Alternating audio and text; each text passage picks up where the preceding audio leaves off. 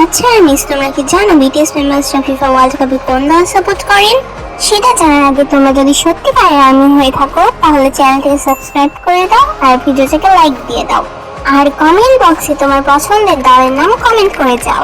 চলো বেশি বকবক না করে মূল বিষয় নিয়ে কথা বলা যাক।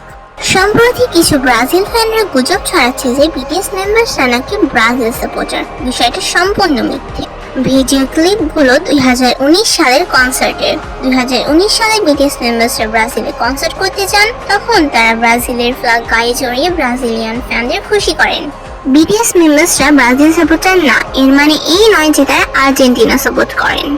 সবাই হয়তো জানে না, কিন্তু সাউথ কোরিয়ার দলও ফিফা ওয়ার্ল্ড কাপে খেলে।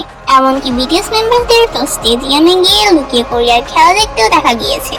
নিজের দেশে যখন ফিফা ওয়ার্ল্ড কাপে খেলছে, বিটিএস মেম্বারসরা অন্য দেশ কেন সাপোর্ট করতে যাবে?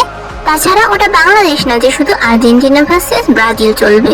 আশা করি তোমরা ক্লিয়ার হয়ে গেছো যে বিটিএস মেম্বারসরা ফিফা ওয়ার্ল্ড কাপে কোন দল সাপোর্ট করে।